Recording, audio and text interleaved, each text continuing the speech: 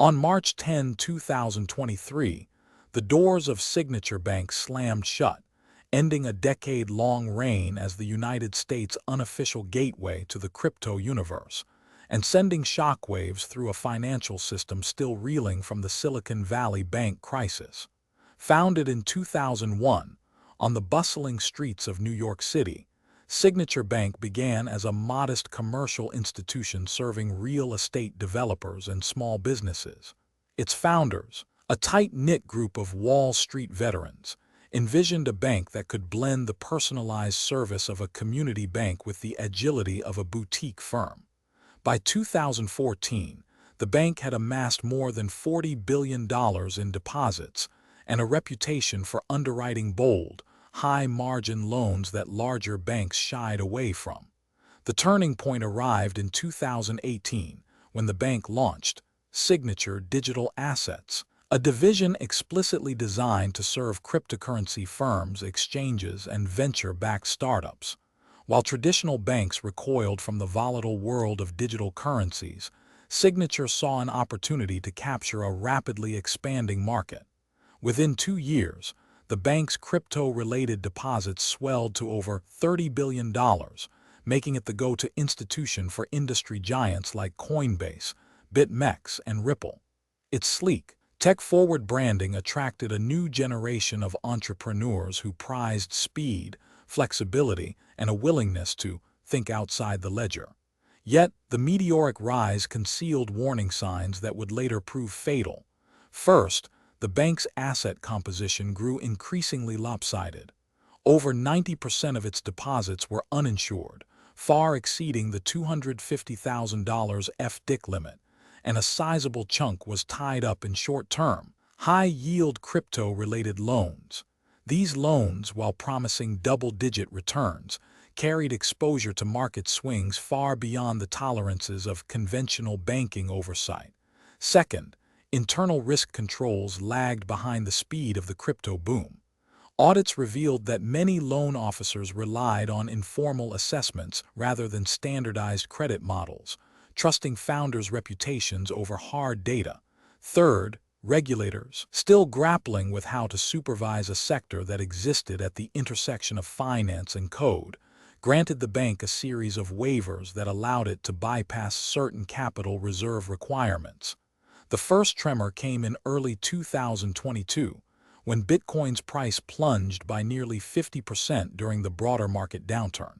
Signature's crypto-linked loan portfolio suffered losses, but the bank's leadership downplayed the impact, emphasizing their diversified exposure and promising a swift rebound. In August 2022, a whistleblower within the bank's compliance department filed a confidential report with the OC, flagging that the bank's liquidity buffers were insufficient to cover a sudden withdrawal of just 15% of its uninsured deposits. The report was quietly shelved, and the bank continued to market itself as a stable haven for crypto firms. Then, on March 8, 2023, the day before its collapse, the Federal Reserve announced a series of interest rate hikes aimed at taming inflation. The hikes sent shockwaves through all of finance, but for Signature the impact was immediate. Crypto markets, already fragile, entered a liquidity crunch, and several high-profile borrowers announced they could not meet margin calls. Within hours, rumors of a run began to circulate on Telegram groups and Discord channels frequented by crypto traders. Panic is contagious in a sector built on trust, and by midnight, a flood of withdrawal requests, estimated at $5 billion, hit the bank's wire systems. Regulators acted swiftly. The New York State Department of Financial Services, in coordination with the Federal Deposit Insurance Corporation, placed Signature Bank into receivership on March 10, 2023, citing materially deteriorated conditions and significant risk to the Deposit Insurance Fund. The FDIC announced it would transfer all insured deposits to other institutions, while uninsured depositors, most of whom were crypto firms, were left in limbo. In an unprecedented move, the FDIC also created a bridge bank to manage the fallout, attempting to preserve the bank's critical infrastructure for the broader financial system.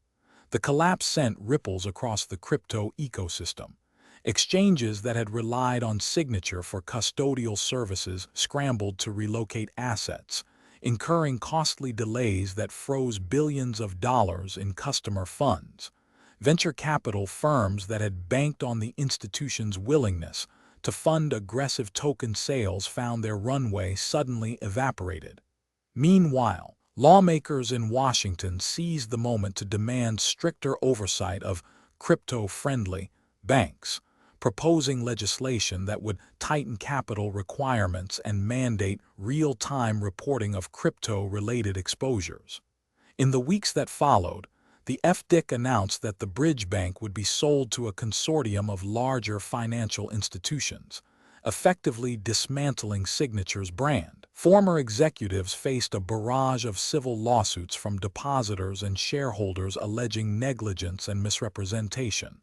The bank's co-founder, Joseph DePaulo, testified before a Senate hearing, defending his strategy as innovative risk-taking, while conceding that the regulatory landscape simply could not keep pace with the speed of digital finance.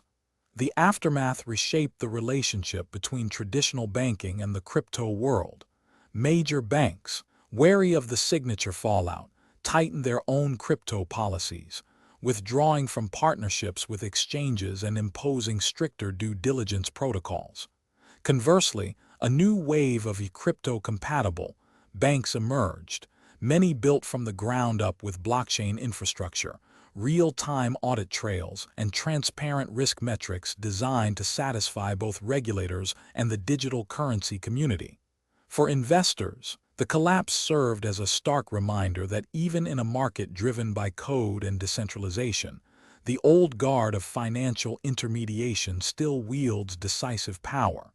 It underscored the fragile balance between innovation and prudence, a balance that, when tipped, can reverberate far beyond a single institution's vaults. Subscribe to The Collapse for more stories like this.